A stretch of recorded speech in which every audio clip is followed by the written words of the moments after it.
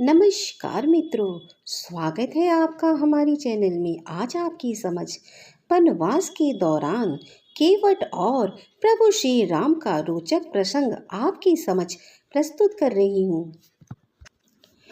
केवट भोई वंश का था तथा मल्लाह का काम करता था। केवट रामायण का एक खास पात्र है जिसने प्रभु श्री राम को वनवास के दौरान माता सीता और लक्ष्मण के साथ अपने नाव में बिठाकर गंगा पार करवाया था।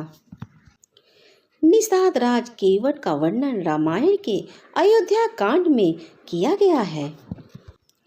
राम केवट को आवाज देते हैं, नाव किनारे पे लाओ, पार जाना है। मगी नाव ना केवटू आन, कहाई तुम्हारा मरूं मैं जान। चरण कमल रज कहू सबू कहाई, मनुष्य करनी मुरी कछु आहाई। श्री राम ने केवट से नाव मांगी पर वह लाता नहीं है। वह कहने लगा, मैंने तुम्हारा मार्ग जान लिया है। तुम्हारे चरण कमलों की धूल के लिए सब लोग कहते हैं कि वह मनुष्य बना देने वाली कोई जड़ी है। वह कहता है कि पहले पांव धुलवाओ, फिर मैं नाव पर चढ़ाऊंगा। केवट प्रभु श्री राम का अनन्य भक्त था। अयोध्या के राजकुमार केवट से जैसे सामान्य जन का न्योरा कर रहे हैं। यह समाज की व्यवस्था की अद्भुत घटना है। केवट चाहता है कि वह अयोध्या के राजकुमार को छुए, उनका सानिध्य प्राप्त करे, उनके साथ नाव में बैठकर अपना खोया हुआ सामाजिक अधिकार प्राप्त करे, अपने संपूर्ण जीवन की मजदूरी का फल पा जाए। राम वह सब करते हैं जैसा केवट चाहता है। उसे श्रम को पूरा मान सम्मान देते हैं। केवट राम राज्य का प्रथम नागरिक बन जाता है। राम त्रेता युग की संपूर्ण समाज व्यवस्था के केंद्र में है। इसे सिद्ध करने की जरूरत नहीं है। उसके स्थान को समाज में ऊंचा कर देते हैं। राम की संघर्ष और विजय यात्रा में उसके दाएं को बड़पन देते हैं। त्रेता के संपूर्ण समाज में केवट की प्रतिष्ठा करते हैं। रामचरितमानस का प्रसंग।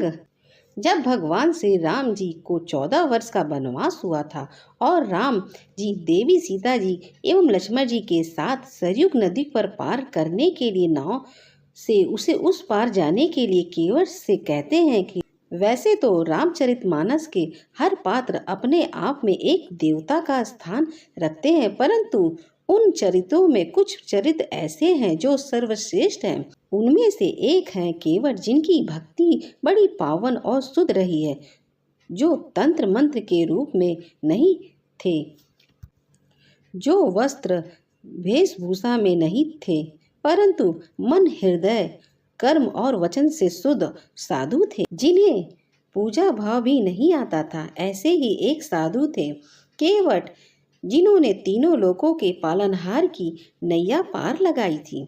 गुह राज निषाद जी ने अपनी नाव में प्रभु श्री राम को गंगा के उस पार पर उतारा था। वे केवट थे, अर्थात नाव खेने वाले गुह राज निषाद जी की नाव में जब प्रभु श्री राम विराजते हैं तो क्या हुआ। निषाद राज ग्रह मछुआरे और नाविक के मुखिया थे। श्री राम को जब वनवास हुआ तो वे सबसे पहले तामसा नदी पहुंचे, जो अयोध्या से 20 किमी दूर। इसके बाद उन्होंने गोमती नदी पार की और सिंहवेरपुर पहुंचे, जो निषाद राज ग्रह का राज था। यहीं पर गंगा के तट पर उन्होंने केवट से गंगा पार करने को कहा था।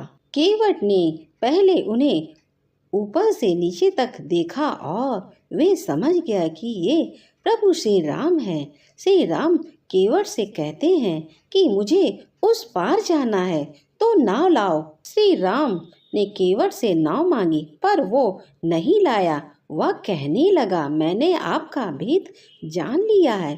आपके चरण कमलों की धूल के लिए सब लोग कहते हैं कि वह मनुष्य बना देने वाली कोई जड़ी है, जिसके छूते ही पत्थर की शिला सुंदर स्त्री हो गई। मेरी नाव तो कांट की है। हे नाथ, मैं चरण कमल धोकर आप लोगों को नाव पर चढ़ा लूंगा। मैं आपसे कुछ उतराई नहीं चाहता। हे राम, मुझे आपकी दुहाई है और दशरथ जी की सौगंध है, मैं सब सच सच कहता हूँ। लक्ष्मण भले ही मुझे तीर मारे, पर जब तक मैं पैरों को पखार न लूं, तब तक हे कृपालु मैं पार नहीं उतारूंगा। केवट के प्रेम से लपटे हुए वचन सुनकर करुणाधाम श्री राम जी ने जानकी जी और लक्ष्मण जी की ओर देखकर हंसे और कृपा के समुद्र श्री राम जी ने केवट से मुस्कुराकर बोले, भाई तू वही कर जिससे तेरी नाव ना जाए। जल्दी जल लाओ और चरण धो लो। केवट श्री राम जी की आज्ञा पाकर कठौते में भरकर जल ले आया। अत्यंत आनंद और प्रेम में उमंग भरकर वह भगवान के चरण कमल को धोने लगा। गुहराज निषाद ने पहले प्रभु श्री राम के चरण धोए और फिर उन्होंने अपनी नाव में उन्हें सीता लक्ष्मण सहित बैठाया। चरण कमलों को धोकर और सारे परिवार सहित स्वयं उस जल को पी गया। पहले उस महान पुष्प के द्वारा अपने पितरों को भाव सागर से पार कर फिर आनंद पूर्वक प्रभु श्री राम जी को गंगा जी के पार ले गया। निषाद राज और लक्ष्मण जी सहित श्री सीता जी और प्रभु श्री राम जी नाव से उतरकर गंगा जी की रेत बालू में खड़े हो गए। तब केवट ने उतरकर दांडवत की। उससे दांडवत करते देखकर प्रभु को संकोच हुआ कि इसको कुछ दिया नहीं। पति के हृदय को जानने वाली सीता जी ने आनंद भरे अपनी रत्न जड़ी अंगूठी से उतरी। कृपालु श्री राम जी ने केवट से कहा, नाव की उतराई ले लो। केवट ने व्याकुल होकर चरण पकड़ लिया। उसने कहा, हे नाथ, आज मैंने क्या नहीं पाया। मेरे दोष दुख और दरिद्रता की आग आज बुझ गई।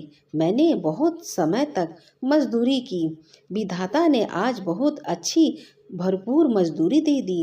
हे नाथ, हे दीनदयाल, आपकी कृपा से अब मुझे कुछ नहीं चाहिए। करुणा के धाम भगवान श्री राम जी ने निर्मल भक्ति भाव का वरदान देकर उसे विदा किया। प्रभु श्री राम ने वचन दिया कि अयोध्या लौटूंगा तो तुम्हारे यहाँ जरूर आऊंगा। 14 वर्ष बाद जब प्रभु श्री राम अयोध्या लौटे तो रास्ते में वह कुछ समय के लिए केवट के यहाँ रुके थे। निषाद राज मछुआरे और नाविक के राजा थे। उनका ऋग्वेद में राज था। उन्होंने प्रभु श्री राम को गंगा पार कराया था। वनवास के बाद श्री राम ने अपनी पहली रात उन्हीं के यहाँ बिताई थी। ऋग्वेदपुर में युगुदी हिंगोर का वृक्ष है। बैठकर प्रभु ने निषाद राज के ग्रह से भेंट की थी। यह भी कहा जाता है कि केवट भोई वंश के थे तथा मल्लाह का काम करते थे। निषाद राज केवट का वर्णन रामायण के अयोध्या कांड में किया गया है। मगी नाव केवटु आन, कहाई तुम्हारा मरमु में जान। चरण कमल रज कहू, सबु कहड़ी मनुष्य करनी, मुरी कछु आहाई। निषाद राज अपने पूर्व जन्म में कछुए थे। एक बार की बात है, उसने मोज के लिए शेष सैया पर शयन कर रहे भगवान विष्णु के अंगूठे का स्पर्श करने का प्रयास किया। उसके बाद एक युग से भी ज्यादा वक्त तक कई बार जन्म लेकर उसने भगवान की तपस्या की और अंत में त्रेता में निषाद के रूप में विष्णु के अवतार भगवान श्री राम के हाथों मोक्ष पाने का प्रसंग बना। राम को जब वनवास हुआ तो वे सबसे पहले तामसा नदी पहुँचे, जो अयोध्या से 20 किमी दूर है। इसके बाद उन्होंने गोमती नदी पार की और प्रयागराज से 20-22 किलोमीटर दूर से ऋग्वेरपुर पहुंचे, जो निषाद राजगृह का राज्य था। यहीं पर गंगा के तट पर उन्होंने केवट से गंगा पार करने को कहा। इलाहाबाद से 20 मील दूर पश्चिम की ओर स्थित स्थान प्राचीन समय में ऋग्वेरपुर नाम से परिज्ञात था। रामायण में इस नगर का उल्लेख आता है। यह नगर गंगा घाटी के तट पर स्थित है। धर्म अध्यात्म संबंधी यह लेख आपको कैसा लगा? अपनी प्रतिक्रिया जरूर भेजें। प्रतिक्रियाओं के साथ ही धर्म अध्ययन से जुड़ने का सुझाव लेख भी हमें ईमेल करें। अगर मेरी वीडियो आपको अच्छी लगी तो हमारे चैनल को सब्सक्राइब करें।